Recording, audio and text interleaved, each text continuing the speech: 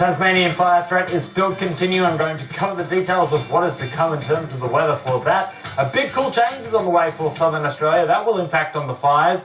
And in the far northern tropics, we've got a drenching of rainfall due to the monsoon making its impact at the moment. But first of all, let's have a look at the weather in the far south. We've got cool weather, but winds are reasonably gusty over the next couple of days through the southeast, and so that will lead to some elevated fire danger. We're talking high and occasionally very high fire danger through the east. So dangerous conditions. Not as bad as it was back on Friday when the fires really flared up and some of them even doubled in size.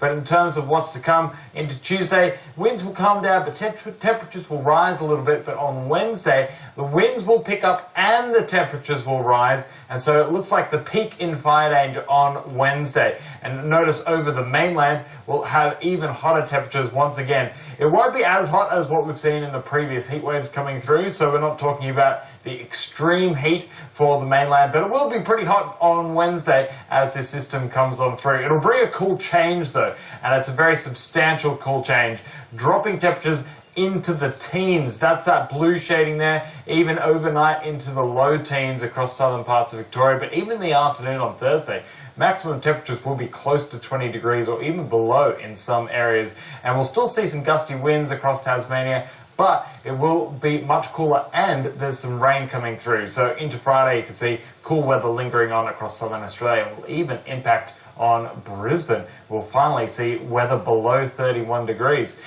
Now, in terms of the rainfall, you can see some fairly substantial falls coming across Tasmania and eastern parts of Victoria. And then along the New South Wales and southern Queensland coast, we'll see showers coming in. This is the type of weather pattern we haven't seen in a long time.